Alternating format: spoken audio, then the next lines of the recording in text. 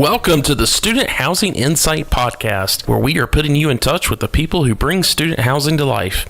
I'm your host, Wesley Dees, and this is one of our special Behind the Biz episodes. So, AUS Furniture. Have you ever heard of them? You know, being in this industry for 20 years, I've seen companies, both student housing providers as well as providers to the sector, come and go. And I've seen a lot of them stay as well. And it was really strange when AUS reached out to me and said, "Hey, you know, we're a furniture company. We're interested in your podcast. Love what you're doing. Want to talk about how we can work together." And I thought, how have I never heard of you guys? And then I found out what AUS stood for, which is Appalachian University Systems. And it was like, oh yeah, I remember you guys when I first got started. They were heavily into on-campus and a lot of the para-campus or P3 type of deals that were being done at that particular time. And I didn't know if they had just fallen away and have come back or what. And I think, it says a lot when a company doesn't have to do a lot of marketing and how they've been able to continue to not just survive, but flourish. And AUS, or Appalachian University Systems, has been able to do that. They've done such of a great job in both the logistics part of what they do, as well as just making quality furniture, that they haven't had to do a lot of marketing. They've been able to keep their clients, and they haven't had to be the big boys, so to speak. And it was just really kind of crazy how they've rebranded themselves and everything else, and start looking at who they're doing work with. And it's like, okay, there's some big companies that they've been doing, and they've done a lot of great projects as well. And so as I sit down with Dean and with Curtis at AUS, I really got to find out the story behind a lot of that and behind the company. And it's one of those that I think is definitely worth listening to. But these guys are just really incredible, great company culture, and they've just got a real servant attitude in how they're treating their customers, and not just their customers, but your customers, if you're serving the student housing industry, and making sure that everything is on time and that you're not going to have a lot of problems with the furniture. You're not going to have any problems with the furniture. So anyway, I wanted to again, this is one of those special Behind the Biz episodes where I feature one of our sponsors, and these guys are great. If you are a couple of things, and I've said this in the previous podcast, that they've had their ad spot on. You've got turn coming up, and these guys actually really understand that and know that people sometimes don't order enough furniture, so they keep things in inventory, especially a lot of the things that are pretty standard, as far as mattresses and beds and some of the case goods. If you want to specifically designer type of sofa, that's not going to happen because it's the last week of June, and that's not going to happen. By the time you hear this, it's the first week of July. So yeah, a lot of those standby kind of things that you need, they do have on standby. They have an inventory in their facilities in Birmingham. So make sure that you give them a call, and they may even be able to help you out on those type of things that are coming up immediately. But if you've got a new project that you're delivering, or you're switching out a good portion of your furniture, I would really, really encourage you to reach out to Curtis at AUS and talk with them. Well, great. Well, I'm going to go ahead and play this interview, and we'll talk to you later. Take care, guys.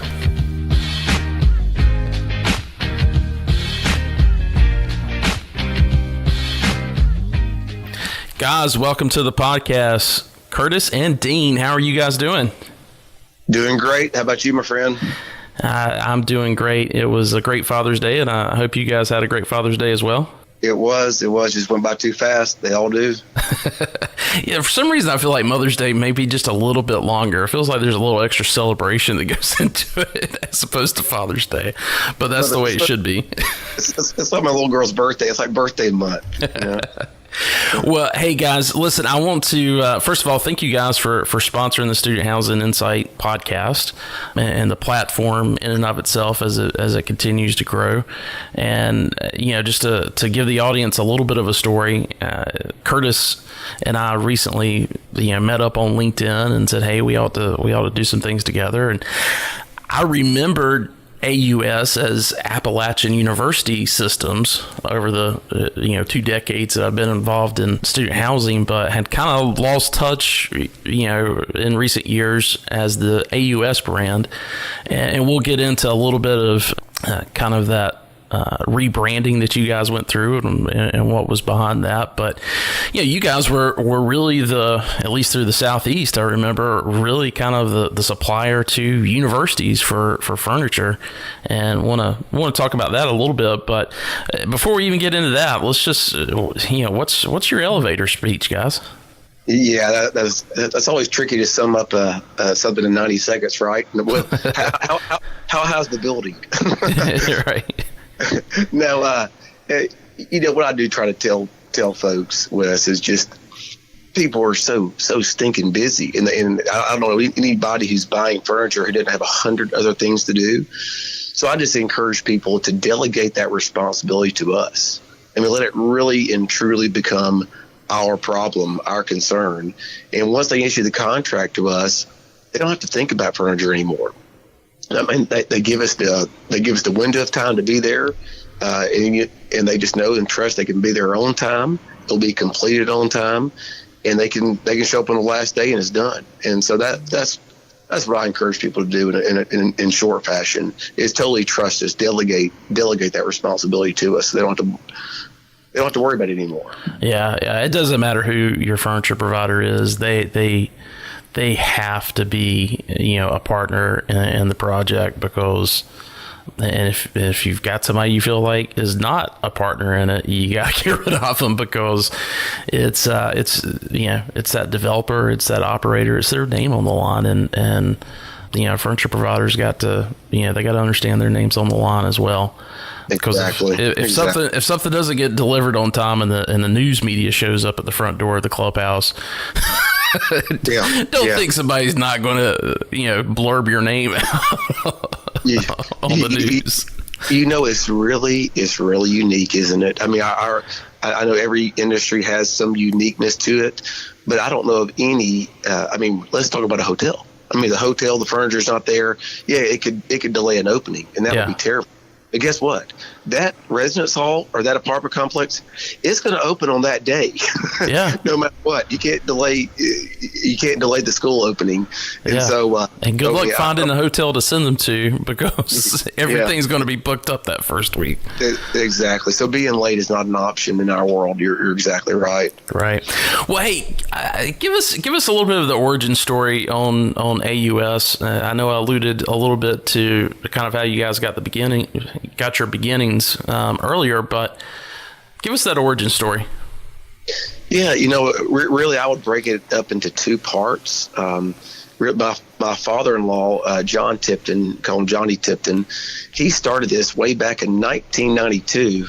You talk about a dinosaur in the industry. I mean, he had been in it about 30 years with another large company at that time. That company's been long gone for a long time now, but he did it 30 years prior to starting AUS. And Gotcha. So I guess you talk about a legend in the industry. That was just incredible. But he had to make this work, is all he knew. But that's one origin story. That was back in 1992, and at that time, Wes, all he did was he serviced Alabama.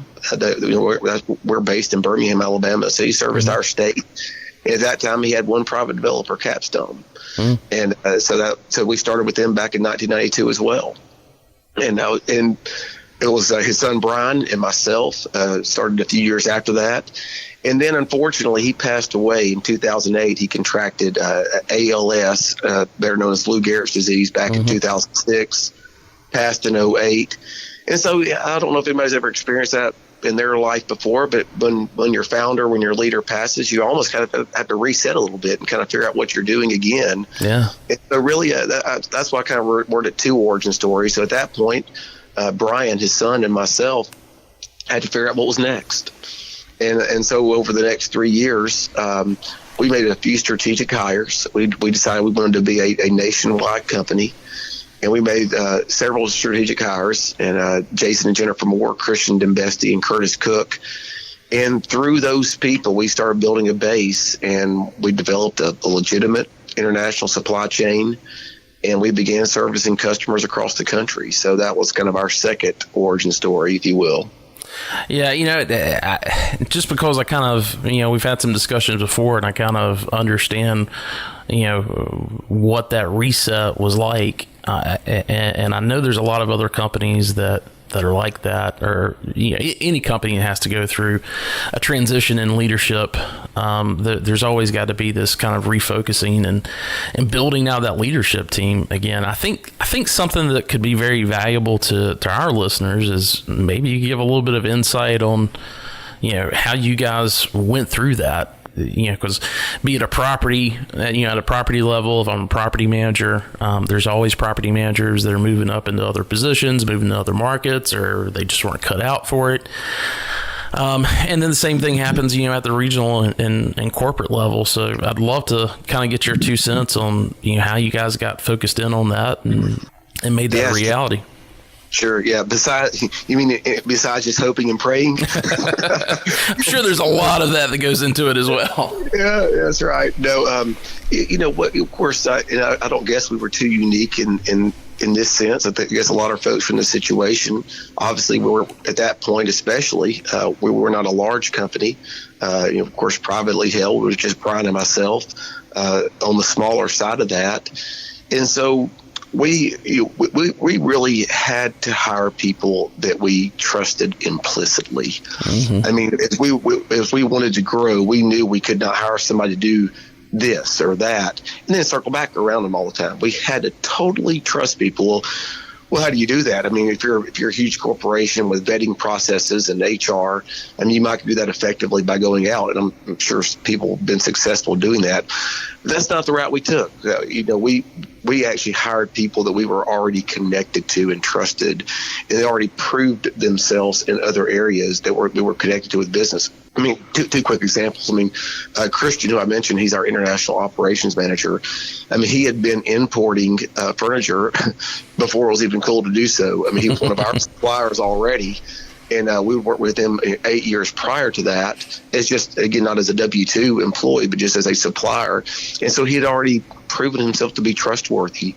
And so we hired him to really spearhead an operation in southern Asia to be a supply chain manager to do that. And then Curtis Cook, who's with me right here, he was very homegrown. He started in college installing furniture for us. We do our own installations. We hire college guys to travel all over the country to do that. And Curtis, we watched him we watched him grow up through this. And he was, I hate to say this in front of him, but he's a special guy. Well, he's very special, yeah, for sure. But he really is. And you gave him a responsibility, and it was just done. He was done right. Yeah. And so he moved his way up, and he had a little piece of our company, and throughout the next 4 or 5 years, and by the end, by 2013. He was in charge of our business development. So that's how we did it. I'm sure there's lots of other ways to skin the cat, but we hired people we already were connected to, who we already had a track record with us, and maybe other folks can think about that too. Who's in your own backyard that not just on somebody's recommendation. Yeah, I think trust is as I know.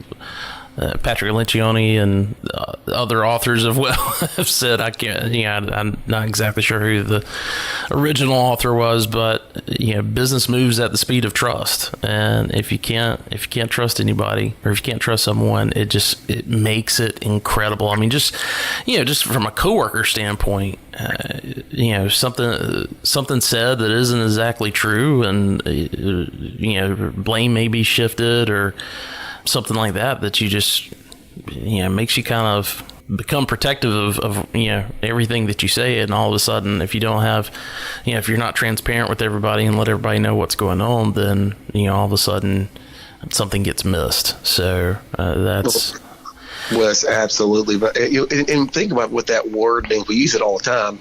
They're a representative, a sales representative or whatever it is. What are they doing? I mean, they're representing. They're representing who you are. They're presenting who you are. And I tell you what, it takes a long time to build something up, but it can blow up quick. And so it was just critical that we had the right people and representing our company, because we really, Brian and I really look at that. They're representing who we are to other folks. And so it was and when you start delegating that to somebody else, it's hard to let go. And so if you've done it all yourself for a while, so it was a big learning curve for us. That was 10 years ago now, but feels like yesterday, and yet it feels like an eternity ago. Yeah. Well, hey, let's go into a little bit more of just the company's why. Why is it that you guys exist? I mean, obviously, this is kind of a second generation company for you and your brother-in-law, but I'm sure there's a lot of the same, when it came to Johnny. I'm sure that was, as you mentioned, it was a lot out of necessity and things that he just knew. But I'm sure during that reset back in 2008, you guys really had to look at your why. Tell us about that. Yeah, not to try to give you two answers for every one of your questions, but I think there are two answers for that, because I think is, why do you exist?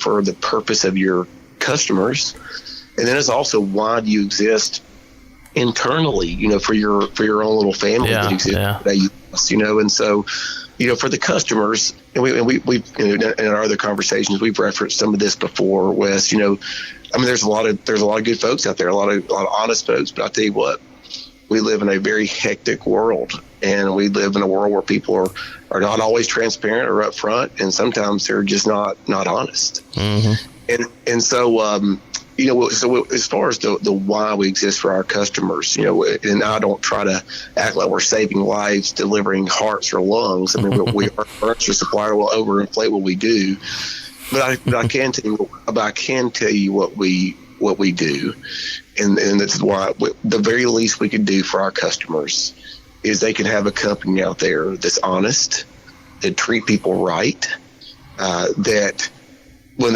they're dependable. That means when they order the furniture, it goes back to that first elevator speech. When they order the furniture, it's going to be their own time. They don't have to worry about it and just hope. They're not the ones hoping and praying. So I remember this earlier. Everything's right. That they have good ground for knowing that all will be well. And our customers really do, Wes. They give us the proverbial keys, whether they were literal keys or whatever it might be, and they just tell us calls when it's done. Yeah. And if we could do that for our customers, I think we've served a little small purpose. But I think for the why, for our team here, for the family here at AUS, I don't mean just family as far as blood family, but family that meet here every day and go out every day. I would just like to think we're a place that people come to and work, and they have a good lifestyle. They're happy to come to work. They care about the people they work next to, and they care about the people they work for. I think that's symbiotic to the other why. I think once you have employees that truly are, how you can call them employees, that are team members. I mean, when they're family members, once you have people that really do care about the person next to them and the person that's writing their check, I think that transfers into a better experience with the customer too. Yeah, and I know you guys certainly treat the employees like family, because I remember Curtis telling me when when he was kind of laying out how he he went from working with you guys as a college student to move into Birmingham. You guys housed him for 5 months in your house. Not you gave him a hotel somewhere for 5 months or an extended stay, but I believe it was with your mother-in-law, correct? Yeah, that's right. Yeah. By the way, I do not recommend that to anybody else. No, and Curtis is right here. He can. I mean, we'll take 30 seconds here. He can tell you what happened there. Well, they made a unique hire or a strategic hire with me.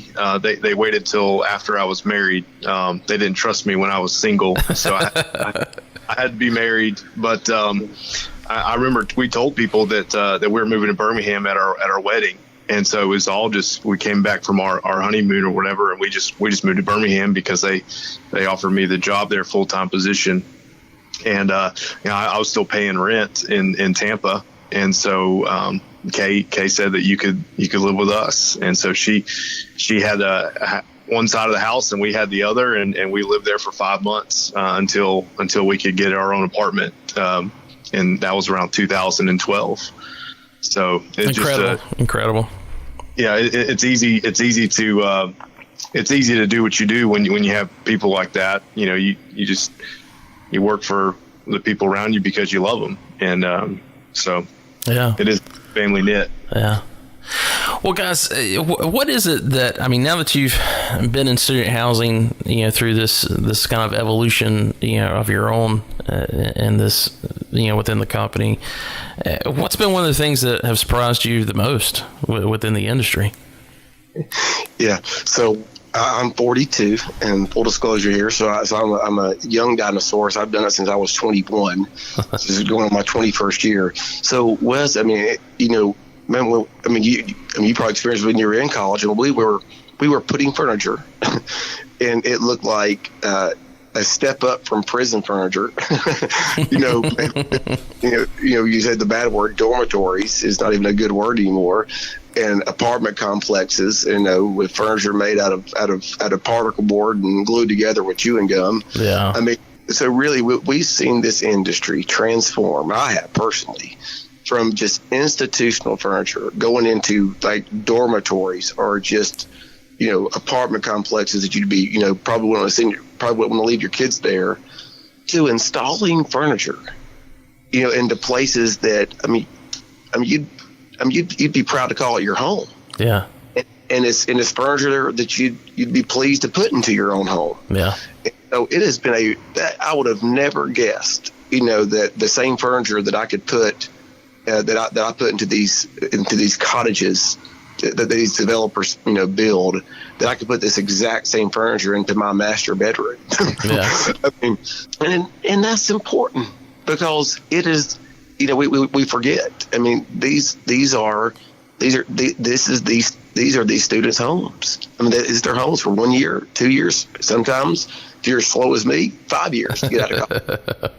and so really and truly, I mean, it is their home, and these developers have come in and made it like home, and it's a really, again, not to over dramatize it, we're furniture, not hearts and lungs, but it has been a pleasure to be a part of that transformation, to see that radical change. Yeah. It's, I always heard, so you and I are basically the same age. I think there's probably 6 months that may separate us, and been in it, the same amount. And I kind of grew up in the latter part of this, student housing evolution.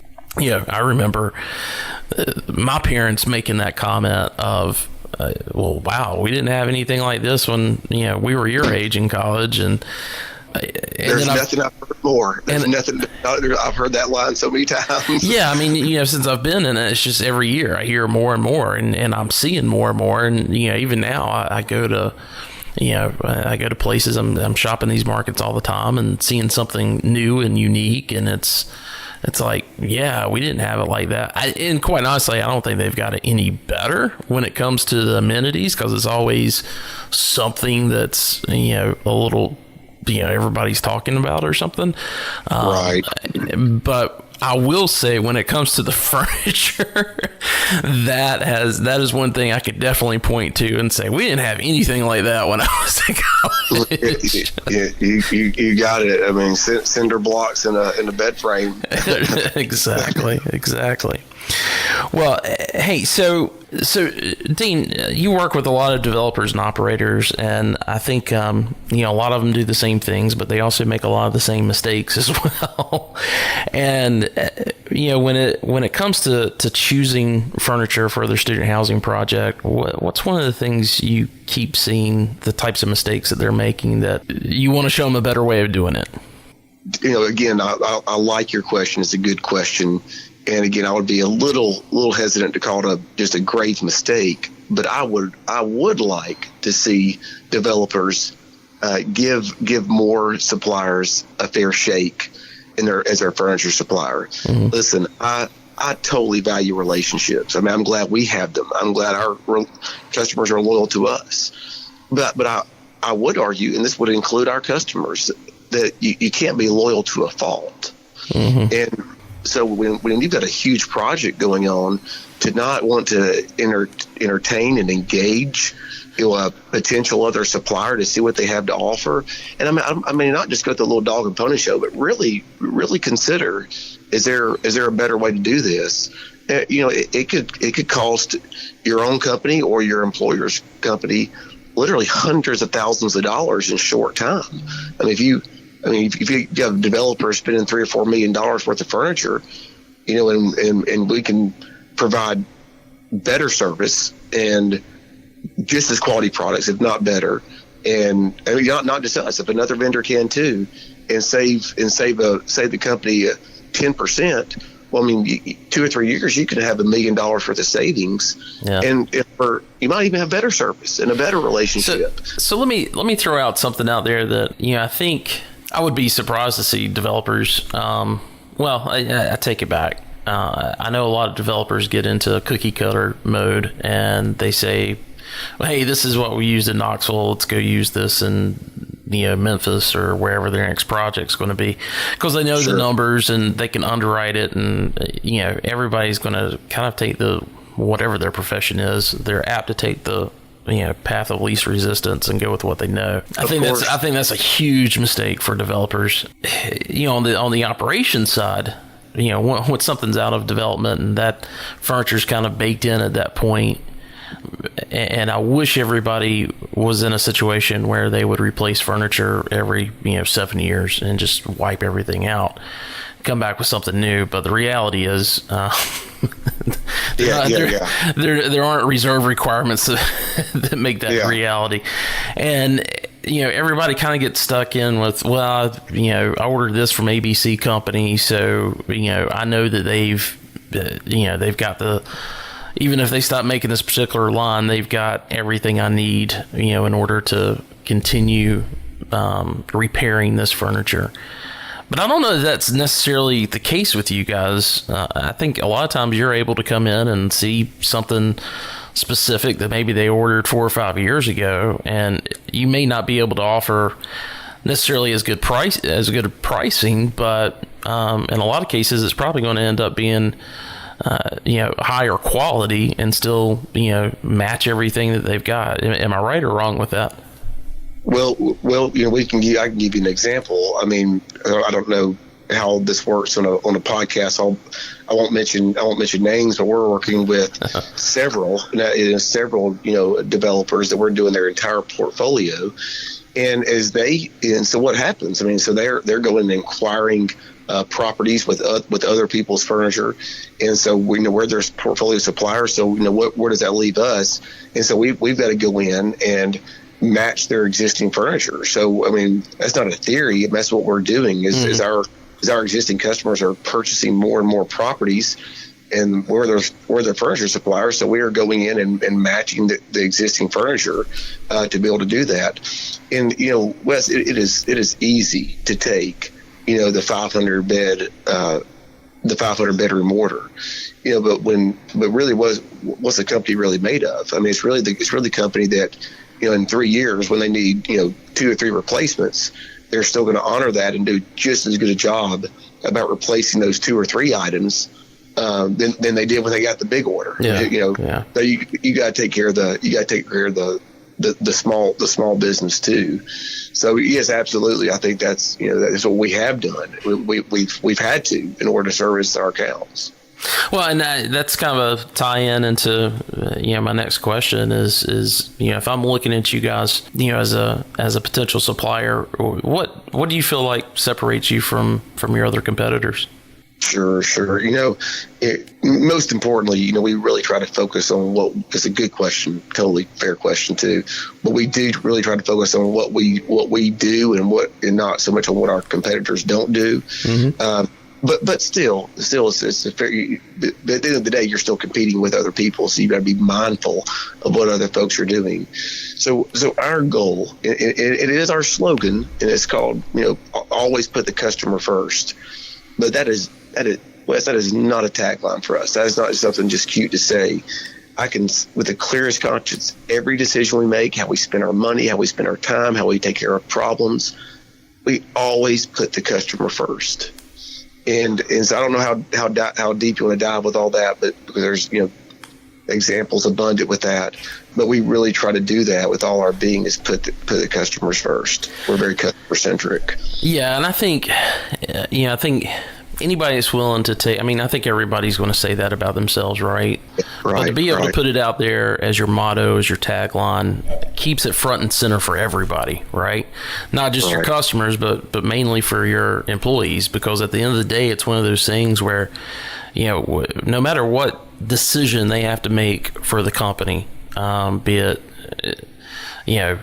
well, there's a little chip on that coffee table laminate, but you know what? I got 200 more I've got to install by the end of the day. I'll just, wait until, someone tells me it needs to be replaced. That's not good enough when and so having that tagline, I think, serves as that memory, or provides that memory of, no, I've got to do the right thing for the customer. And if I was the customer, I wouldn't want to accept that. And it doesn't mean that you take it out right away. It means that you record it down, and somebody, you tell somebody about it and let them know that you're going to make it right. So, no, I think that's huge. And I think, when it comes to all the suppliers, within student housing on the furniture side, I definitely, I can't say that that's not everybody's core value and something that, they definitely make a priority. What I can, put upon everybody else is making sure that, or what I would ask everyone else that's on the operating side or the development side is, regardless if you've got a true head in bed type of mentality and that's all you care about, versus, there's a lot of operators and developers out there that are more focused on, doing that through making, more positive impact, and the type of, the students' wants and needs, and you're trying to create a product that meets that. You've got to have a furniture provider that gets that, and because and is really approaching that installation as a partnership, because it goes back to what we said earlier. At the end of the day, if that stuff's not delivered on time and is not installed and ready, there's going to be that's going to be what's out on the street, right? That's going to be, hey, I moved in and you had to sleep on a floor with an air mattress for 3 days or whatever, and they're going to make sure that not just the property manager, the name of the company or name of the property is mentioned, but parents are going to want to know the name of the furniture supplier as well. So yeah, I think you got to have somebody that understands that. Yeah, absolutely, Wes. It goes back to that trust. I mean, you just think about if it's a tagline and it just gets lost in the wayside, then you don't really mean it. And you won't be able to withstand another 25 years. But if it's front and center of your company, that's what's going to keep you around for the next 25 years, because you always take care of your lifeblood, and that's your customer. And it's the same thing with the individual. I mean, if they can trust me as an employee, then I'll be an employee for the next 25 years. Yeah. And so it's that goes back to that trust factor, and it's really faith. If we just take care of the customer first, then we'll be here for the next 25 years. Yeah, that's awesome. So, a lot of things with furniture have been, we were talking about evolution earlier. See a lot of things have really for the past, 5 years of, USB ports included in furniture, and seeing a lot of stuff with LED lights to kind of really set that mood and those type of things. What is it that you guys are seeing come into the marketplace now, or you see something that's trending, or maybe we don't even know? What was the future of furniture look like for student housing? Yes. There's probably 4 or 5 quality answers for that. The one I'll focus on right now that we're seeing the last year or two, and I see it trending more and more. And it's really not, it's not like the coolest thing to mention in the world. It's not very techy or, gadgets or all that. It's really something very basic. And that's, I see a lot of people wanting to invest more money in their mattresses. And let's face it. Some of those mattresses we're sleeping on out there, they're very inexpensive. They might last for several years. But I tell you what, they're hard as a brick, and they're just, or they're the antithesis of that. They're so flimsy you could fold them in half. And so so really people are really starting to see, like, what, yes, the lazy rivers are great, and all those remarkable amenities of tanning beds and movie theaters. But you know what I also got to do? I got to give my clients in their home a nice mattress to sleep on. Yeah. I know that's not very sexy, but I really believe that people start thinking about that. You're exactly right. I'll tell you, I'm obviously much older than the student housing demographic, but when I started traveling, which happened, pretty much right out of college,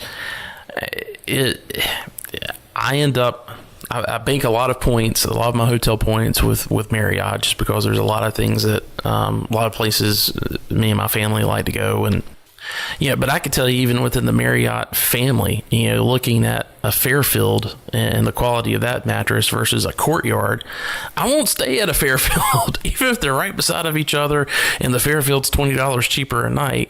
I'm going to the Courtyard because that mattress is going to give me a better night's sleep. And I gotta imagine, I can't remember the last time I've seen a review, saying, hey, I've picked this place because it's got a better mattress.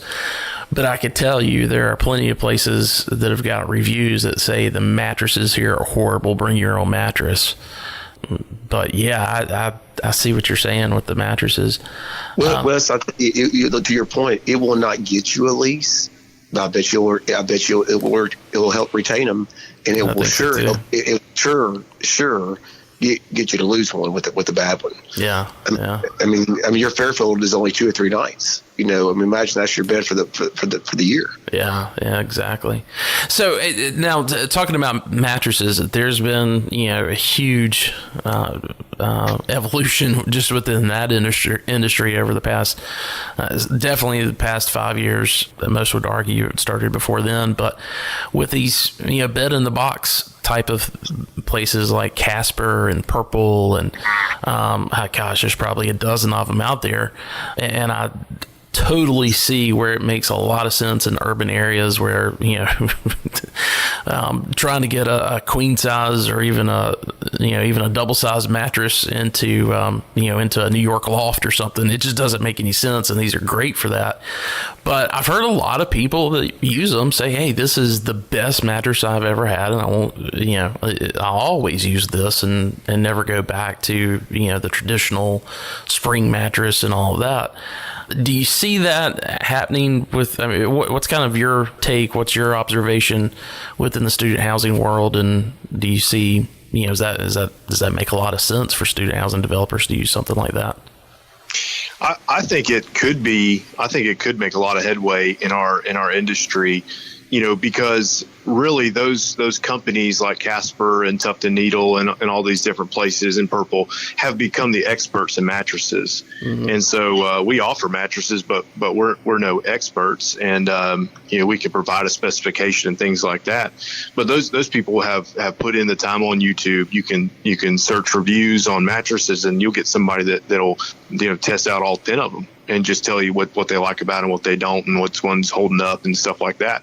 And I think that also fits into, the clientele. I mean, these students are, the millennials are coming out of this industry, and the Generation X is coming right in, and they're all about, they're not going to the box or the brick and mortar stores. They're buying stuff online. And so they're looking at reviews, they're looking at images from someone that's already made the purchase. And I think that really falls in line with the clientele that we're dealing with in the student housing industry. And so I think if a property were to say, hey, we have Casper mattresses, we're sponsored by Casper, we have a relationship partnership with them, I think that could be a real head turner in our industry and really make a lot of headway. So tell me a little bit on the supply with that. Is that type of mattress, is that something that yourself and other furniture providers are able to get, or do those dozen companies out there that are selling it, do you have to go directly through them to get it? I think both. I mean, I think if we had some partnership maybe with a company that's doing mattress sales in a box, some kind of partnership where we would install for them or something like that, I think that would work. I think there's probably some furniture companies that have the possibility to make their own bed in a box. I know we would be a company that would be able to do that. So it's just out there to be asked at this point, really, isn't it? Yes, and I think the price would have to play into obviously, that too. Yeah. Who can these companies that are domestic that are making their stuff inside the states? Can the Casper make a contract grade mattress that's going to hold up, and can they hit the price point? I think that's the biggest. So going off of the topic of supplies, I'm working with several developers now that are honestly facing a pretty tough decision of, do they need to put a project off for another year or so, because lumber has gone up 47% since September, specifically lumber coming out of Canada, which is where most of our lumber comes from. It's expected to go up another 10% before the end of the year. Steel's going up because of the tariffs, which it's been great for the stock prices of domestic steel producers, but it's still expensive. And I think all that stuff's going to end up leveling out, obviously. But I want to understand what kind of impact that's had on the furniture industry, and then maybe, hey, we don't know when this is going to end up stopping or when it's going to end up turning around. Are there some things that we need to be doing as operators and developers because we've got one shot with getting this, each year of getting the furniture in, and if something happens where a legislative or presidential decision is made to drop a tariff on something, no one's got control of that, and we're setting prices months in advance, half a year to a year in advance. So yeah, have you guys got any observations or takeaways that you feel like our audience should keep in mind? And I absolutely do. I had a feeling you did, Dean. Yeah. First of all, as far as like midterm or long term, I mean, of course, if there are really some widespread, protectionism type of tariffs, well, it could cause the prices to go up, and they would just be that they would just go up. But I think you're asking like in a short term fashion, and I think that's even more important because who knows at the midterm and long term. I mean, I mean, you've got to choose a supplier that has some diversification in their supply chain. And what I mean by that very, very specifically, I mean right now, you can just glance on the news feed on your phone. I mean, all the attention is on China right now. And so there's not be any tariffs that spring up in other countries that there's no rumors about. I don't believe that for a second. I mean, Donald Trump has been talking about this for not just months, but years, if you go back to even his campaign. So if anybody's caught off guard about tariffs coming out of China, I don't know what hole they were living in. Yeah. And so, this is not a new thing. So what does all that mean to the buyer, to the operator, the private developer? That I would just encourage folks. I would encourage folks to really to make sure their supplier is diversified outside of China. They've got other supply chains, outside of China. I would encourage even more so, because you never know what's going to happen, that you've got a furniture supplier that has enough integrity and enough wherewithal as far as financially, meaning established enough, where if there is a short-term crisis and prices skyrocket, and if the contract's already issued, quite frankly, that furniture supplier's got to honor their contract. Mm-hmm. The operator, the developer, they can't hedge their prices on potential tariffs. I mean, that's up to the supplier itself. So you've got to choose a supplier that has enough about them to honor that contract, regardless if there's something that just happens, like you said, totally out of someone's control. But it'll at least ask the question: are you guys exclusively manufacturing in China? If the answer is yes, you better be careful. Yeah. And so anyway, that would be my 2 cents worth. Well, and one thing, I know you haven't talked about it, but we discussed this months ago when I first met Curtis, but you guys have actually got boots on the ground in Asia, and not just not just a contractor, but actual payroll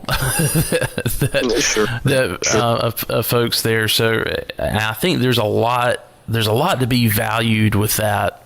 Just from a quality control standpoint, but also kind of filling out how these things are going to have an effect on price. So I think that's great. I don't know if you've got anything else to comment with that, but well, I'll be very succinct. I mean, one of the other strategic hires we made, back in that 08-09 era, where one of them was Jason Moore, and he really he really helped us shape a vision, and he called it, and we still call it. This is just an internal vision of 360 zero turn.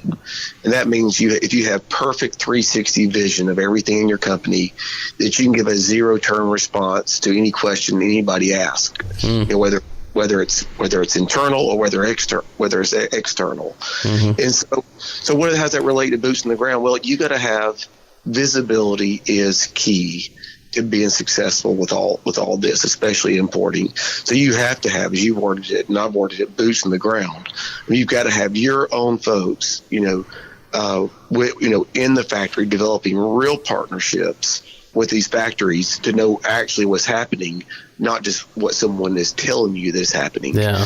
And so I think that's key, and that's what shaped our decision the last 10 years.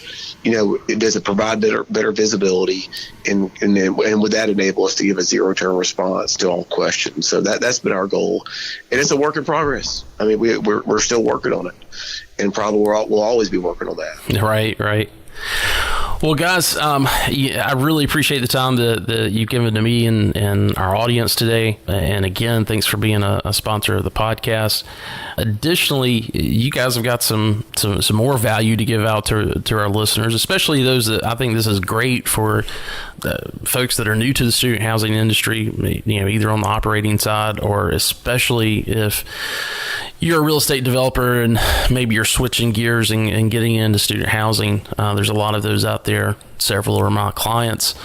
But we talked a little bit about, hey, this is, I could really use some help from a standpoint of having a resource available for those clients to say, hey, here's some things that are unique about student housing furniture that you need to understand. And Curtis, you've been busy the past few weeks putting together some videos for the AUS YouTube channel that you guys are putting on your website to really help those developers and operators understand that. So you want to take a quick minute to explain to everybody about that? Yeah, really just tried to be objective about making some videos for some people that might be getting into this industry, and just making wise choices that will be not just for the next 6 months, but something that you could do and that would impact the next 3 or 4 years, and that would be helpful to the property's overall health. And I think that just some items like just having a sofa with removable and replaceable fabric. I love that video, by the way. I've never seen anybody work that fast. It is such a. It looks good on paper, and it makes sense when you see it. And it's going to make sense when you have a damaged arm on one of your living rooms, and instead of throwing the old one out into the landfill, you come in and you just replace the piece of fabric that's needed for a fraction of the cost. And so I think the customer wins, that being the student. I think the property wins, and I think that the supplier of furniture wins as being very, very valuable and being able to accomplish give a solution in a very quick manner that's good for everyone. So it's just little things like that. Yeah, what I was amazed with though is that it wasn't really that fast. Your video editor obviously sped it up, but you did it you did it yourself, Kurt. You did the entire thing without getting your shirt tail out of your pants. You kept your shirt tucked in the entire time, and I didn't see a bead of sweat after you were done. That is right. Maybe a little heavy breathing, but that's about it. And that's just because we're overweight. That's just good photoshopping. Well, and I think that really goes back to putting the customer first. And so what good is removable replaceable fabric if it gets there and the customer can't provide it and do it themselves? And so, really the idea that it's you take out 6 bolts and then it's Velcro. And so anyone can literally do that. And it might take them, someone that's knowledgeable 4 minutes and someone that's not 20 minutes, but you could still accomplish it in a decent amount of time for your property. Well, great. And again, they can go to the website to see that. Is that correct? Yes, the AUSway.com, THEAUSWAY.com. And we'll have a video tab there, and they can click on and see some of those videos. Great. And if they want to get in touch with you guys, obviously they can go through their website, but is there an email or phone number you want to make sure everybody has? Sure. What is our general number here? Might be the easiest way. 205-621-2502. And then, of course, like you said, the website would have several ways to get in contact with us. Great. Well, Dean and Curtis, again, I appreciate the time that you've spent with the audience today, and I'm sure everybody's going to be better for it. And thanks for the insight and value of some of the things that are even us so-called experts and and veterans of the industry.